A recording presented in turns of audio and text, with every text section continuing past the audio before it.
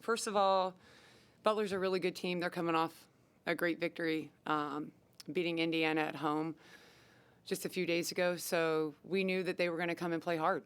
I think he does a really good job. There's a lot of movement on their offense. They play tough defense. And we're down, we're a little banged up right now. So I was really proud of our team, first and foremost, for stepping up and filling the gaps that we had that allowed Ayanna to take another day to recover. That speaks to the depth that we finally have this year, which is really, really important when you're trying to go play into late March and early April. Also love that we were able to get a lot of minutes for some guys who haven't gotten some thus far this year, namely Leilani. I thought Leilani looked really good today, started to look a little bit more comfortable. Camille and Michaela are Camille and Michaela. I'm not surprised by the things they do every day because I see it in practice. But it's special performance from Michaela again. But I think, offensively she's special, but I don't know that everybody understands how important and hard what her and Maddie do on defense is. We had 21 turnovers, which I'm not happy about at all. We're going to have to not have an Ayanna on the floor. The ball kind of flies all over the place at the end of the shot clock. So it's good. We're working on it. But we did force 30 turnovers with our defense, and we scored 41 points off of those. And like I tell you guys, I feel like every time I come in here, we're going to have days, especially early in the season, where our offense gets a little wonky. But if we can play defense like that, then we always give ourselves a chance. Really proud of our team, especially, first game of a long week, and then we're getting on a plane next week. So we have 2 more games this week. But this is a great start. Go ahead and open up the floor for questions. We'll start with Lana Morris, Vandy Sports. Go ahead, Lana. Shea, in the beginning of that second quarter, Butler hit back-to-back threes, and then after that, you guys seemed to control the game. You called a timeout. What was that conversation like with your team? I don't know if I can say it, what I said exactly. I think a lot of times when we're as young as we are, and for me, what I'm finding is when I make substitutions, there's a gap a little bit in our effort or consistency, seemingly in our effort defensively, and that can't happen. And it's not that our kids aren't capable. It's not that everybody on our bench is capable. But when they come in and don't do what I expect them to do and don't live up to the standard of effort and communication, then I have a problem with that. I'm not asking them to be flawless. I'm not asking them. But I am asking them to be flawless in their energy and effort. You're going to make mistakes. I'm okay with that. But if I see you trying, if I see you communicating, then we can work with that. If I don't, we're going to have a problem. I'm going to call a timeout, and you might be sitting next to me. Ayanna Mitchell saw a career high in minutes today. What do you think you just continue to get out of her every game? She's getting better and better and better. I think she's also getting more confident. So you can see that she provides a true post presence for us. She's big and physical, very athletic. I love when we play switching man that people try to isolate her in ball screens, and she just sits down and guards them because she can move her feet really well. She gets off the ground quickly.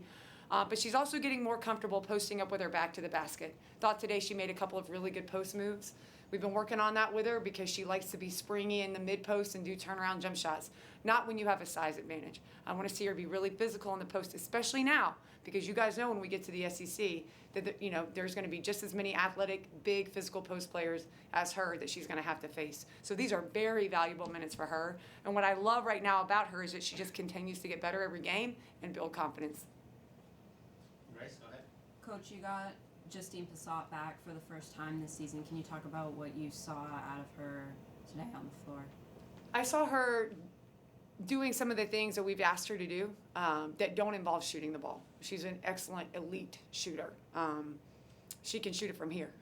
But she needs to be a great defender, a great rebounder, and a great communicator. And that doesn't take any skill. So I'm going to keep staying on those players that are very highly skilled. We need to make sure that when you come into the game, we can trust what you're going to do on the defensive end of the floor. And if you're 6'4", you can't play 10 minutes and not get a rebound. You can't.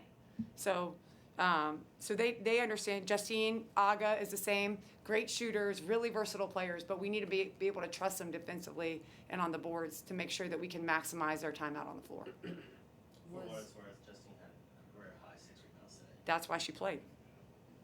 That's why she played. Was that, message to Justine and Aga, was that, a big stressor over this, off season when you had both of them in the gym?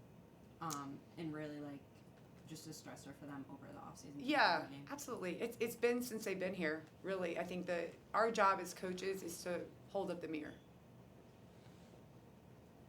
It in both ways. This is what you're really good at. And we need you to do this every day. This is what we have to get better at. And it's easy to go in the gym and work on three-point shooting because you're really good at it and it makes you feel good when you see the ball go through the net. But these are the things you have to get better at if you want to play a lot here and impact the game positively. And then both of them have aspirations to play after Vanderbilt. So if they can learn those things here, then they can play anywhere for any coach on any team because they're going to be able to be trusted on defense in a system offensively because they have skill other than just shooting, and when they need to rebound the ball, they can do it. So that's why I'm not big into pigeonholing kids. I'm going to ask them to do things that are hard to do, because I also know in late March and early April, if they can do those things, then they're just hard to defend. It's easy to defend a shooter. It's hard to defend somebody that can do a bunch of things on both ends of the floor. It's hard to deal with those players, and I want them to be that because they can. Any more questions? Elena, go ahead. I don't know more. She was warming up, but didn't end up playing. Was her status just kind of up in the air before the game? And then what does it look like going forward with the 2 games that you have this week? Yeah, I think she probably could have played today if we needed her to. I also felt like it would be great to give her another day or 2. I want her to play before we leave, but I also want her 100% healthy. And to me, having watched what she went through over the last couple of days, it wasn't worth the risk to put her in the game. Now, we have a team full of kids for a reason. So we need to be able to put people in the game that practice, that play, that say they want to play, that we work with every day to step up for their leader. And I thought today was a great opportunity for them to do that, especially because she's not 100%. And also a great opportunity for us to teach and learn, because you never know when that's going to happen. You just never know. So if we can't figure that out this early in the season, then I am handicapping my kids. They got to learn. So I felt really comfortable after, having practiced the last couple of days with the group that we had, that we'd be able to go out there and be effective. I also felt like we were going to get exposed, and we did. 21 turnovers because we didn't have a leader in the guard position on the floor. But they're going to get better for that, and it'll pay off in the end. So she deserved the rest, and I'm glad that her teammates stood up for her today. Coach, congratulations on the win. We'll talk to you after the Hampton game. Thank you. Good luck next week. I always appreciate you guys. Thanks for coming out. Thank you. Thank you, Coach.